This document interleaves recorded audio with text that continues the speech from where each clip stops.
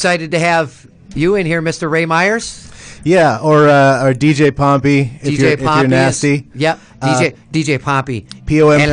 It's the Roman general. Some people confuse it with the volcano, but anything remotely close to that is okay. Nice. What year did you start DJing? There was like a period of starting that lasted a few years, but you could say I started in 99. Okay. Yeah, something like that. That's a good year. DJ 15 to 18 years. But like other aging hip hoppers such as us, I do find myself doing a lot of throwback material. So throwbacks. That's what we call them on the Dunny show. Throwbacks. Throwback. I'm gonna try, but I don't know if I'm gonna be able to learn all the Dunnyisms at once. It's a process. It takes a while. I describe my musical persona as retrofuturist. Nice. And that can mean whatever you want it to mean, I guess. But right. It sounds very interesting. It does. So, for those that are just tuning in, we have Ray Myers on here. He started the No Coast Battle Rap League, and so I'm trying to remember when we met, because you're originally from Missouri. That's right. The Missouri Kid. And was it Columbia? Columbia, Missouri. That's right. A lot of people in Chicago call it Columbus, which it is most definitely not. But you got it right, good sir. For our listeners, so I used to battle a lot back in the day, and it was mostly freestyle stuff. And the type of battles that Ray puts on, and a lot of other people throughout the world right now, there's a huge battle culture going on. Most of it's different. Like, you know who you're going to battle, and then, you pre-write, or like Shake has the perfect formula. I love his formula. He does some written and half freestyle, and that's really where I want to get. Like, since I just started doing this new, I call it. It's funny because, like I said, I've been on the planet a couple 2-3 turns, and so I call it the new school style of battling. But this style of battling has been around for what now? Like over a decade. Yeah, easy. Yeah, it's going on 15. A decade right now, and there was certainly a long transition period, because in there wasn't a quote unquote freestyle era. Like, there wasn't a purely freestyle era, I guess is what I mean, because you've got there were openly written battles. Going back into the 80s,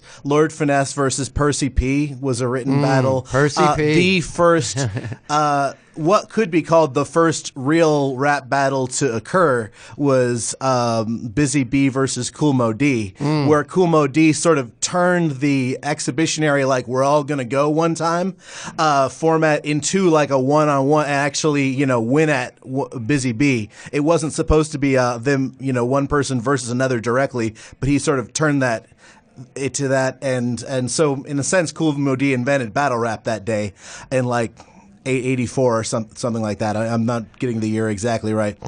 85 maybe, but back in the day over there. and there was written material in that. So sure. I guess what you've seen now is with leagues coming on to YouTube, it becoming one continuous worldwide community, and like recording becoming so pervasive, is now it's like it's consistently written and it's consistently organized. And you used to see a lot of people entering a lot of freestyle competitions with written material. Sure. Even recycling from week to week. But if people the same 10 punchlines, here's another tall guy. Right. Here's my tall guy. But people would call you out for that, because I remember, the first it was the year was 1986 at Overton High in Memphis, Tennessee. There, I had the first time like we would battle like before homeroom, and I would write some, and then if I forgot my lines, I'd like punch the locker and go. But and then when I first started hitting open mics, like around 91, 92, it was in Milwaukee, and I remember this guy DJ Tory T. And at first I busted some stuff, and I was like, yeah, I'm freestyling, but I had written it, right? And then I go, like the next week I do it, and he's like, you gotta learn how to freestyle. And then when I moved back to Chicago in '92, and this is kind of where I'm going with this because of you moving to Chicago, which is very like freestyle centric.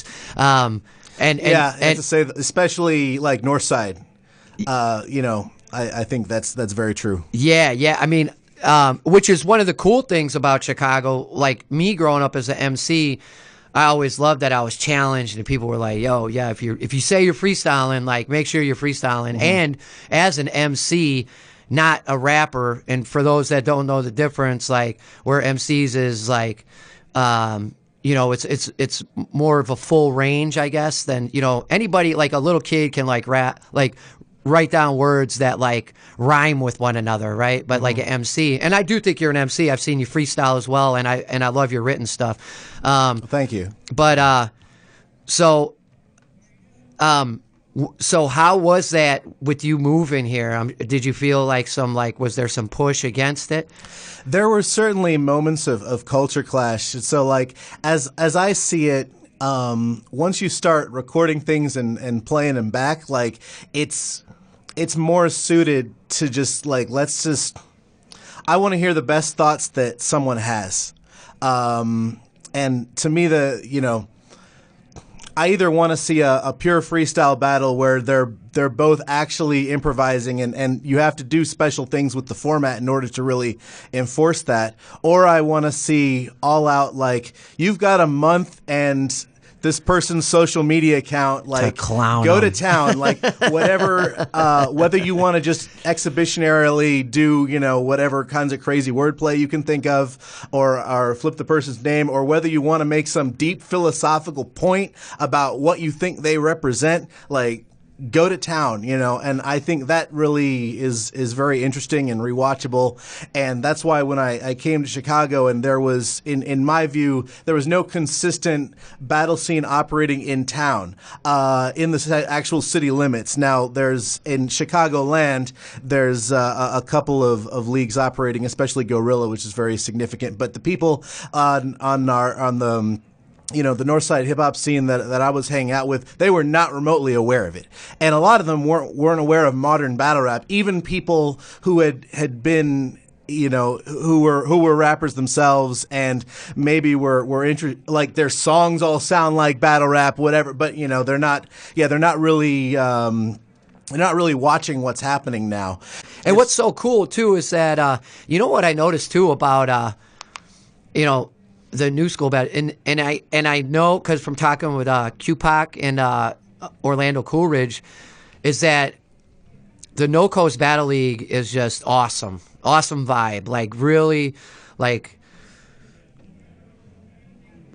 very professional. And the only reason, because especially where rappers are concerned, you guys like definitely got it like a very professional level. Well, thank you. And just like a very welcoming, because that first battle I did against BP, and so Ray, so any of y'all that are like thinking about starting to do rap battles, where's the instructional video that you have on tips for this style of battle rap? Yeah, so that I guess would be on my own YouTube page, which is DJ Pompey, DJ Pompey.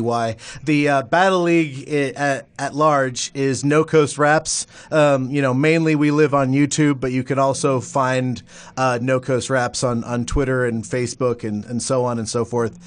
So yeah, I think I've got a couple of different ones, one on like closers and one on how to not choke, which is really important because like this is a very demanding thing. I mean, like I'm older than I look, so I kind of bridge the gap, in the sort of old school, new school debate. Like I like it all, but I'll defend the new kids when I see them. I think criticize unfairly because there are people that say, oh, freestyling is very difficult and writing is very easy.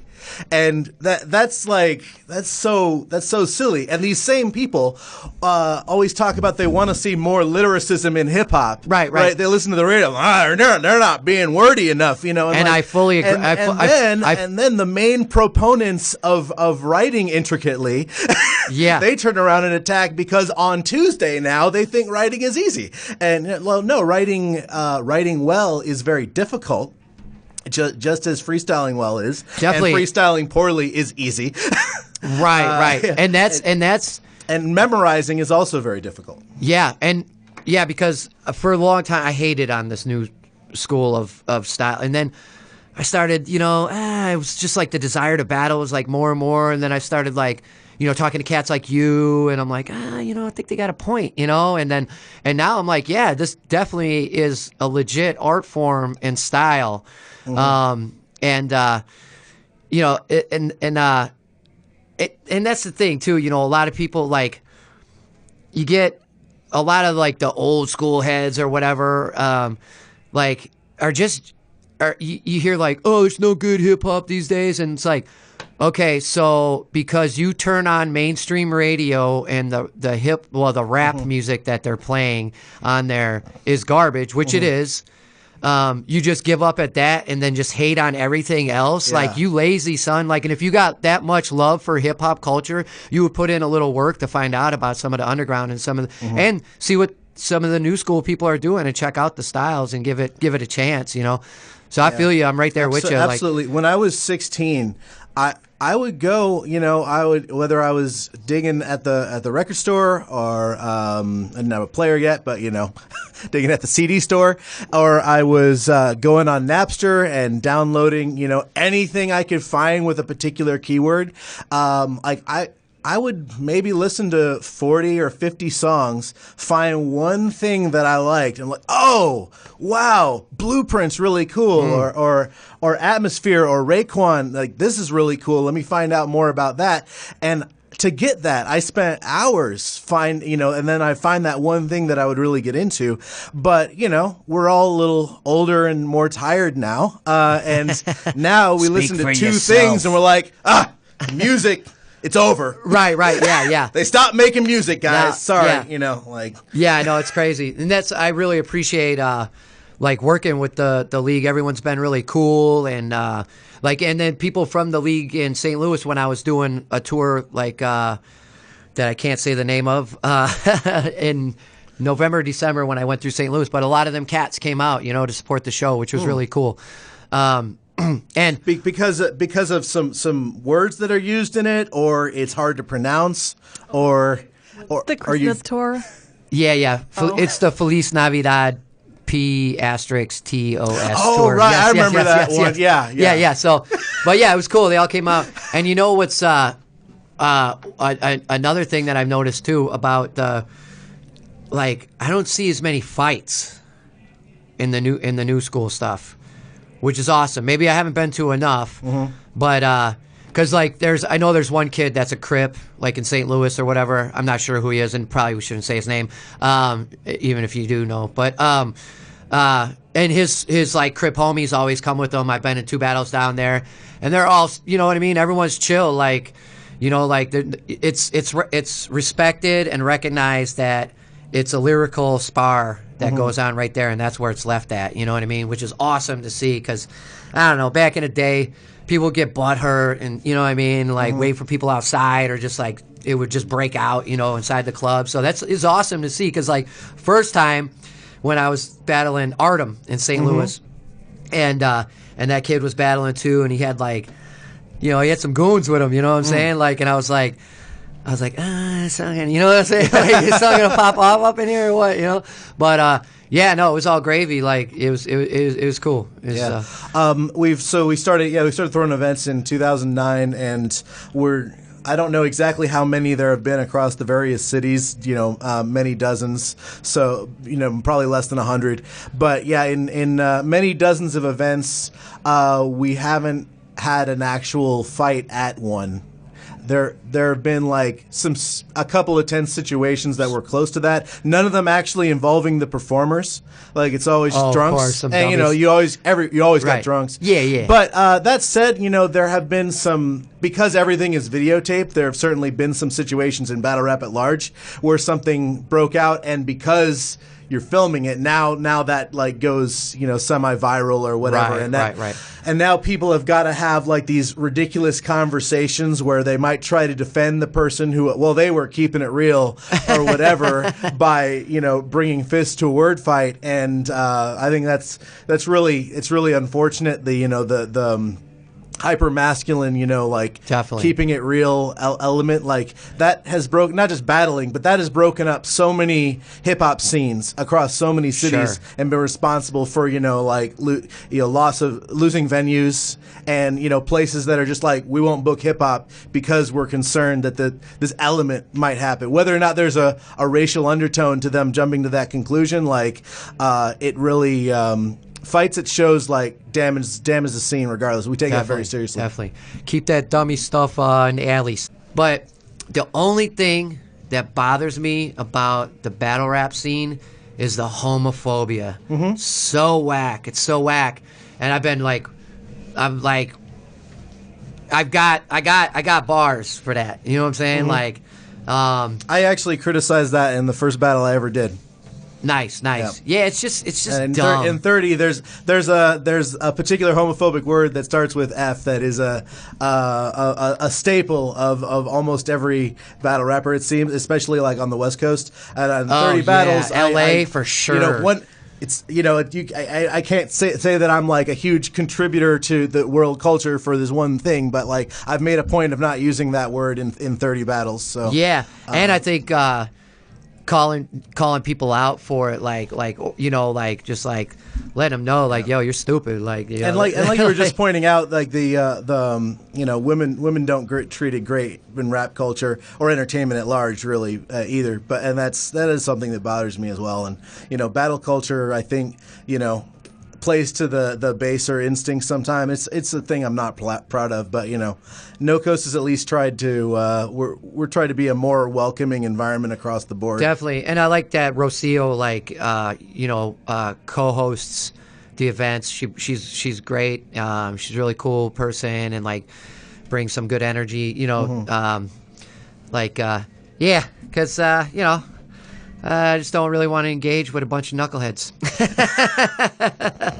But yeah, that's the only thing, and I'm glad that you speak out about it, and I plan to too, you know what I mean? Like, and honestly, that's why I left battle rap a long time ago. I was like, man, I can't. It would be like this homophobic thing, and then like it would get jeers from the crowd, and I was like, yo, this is messed up. I'm not gonna like contribute to this, and I don't want to, you know what I mean? And you just heard it so much, and I was like, man, I'm not gonna be part of that, and like, so, now we're in 2018. Some people have evolved, and some people still subscribe to this ignorance. But yeah, we'll see what happens. Yeah, I mean, I don't censor my talent, but right. But on the other hand, I am in complete agreement with what you're talking about, and I've stated it publicly. So yeah, we actually used to catch flack for, as a league, not being homophobic enough. Like that. Oh my God! Like, okay, I'll take that one. Right. You ain't ignorant enough. I'll take that on the chin. Pause. Right. You got to meet your F-word quota. Yeah. Yeah, you got to meet your hate quota. But right on, man.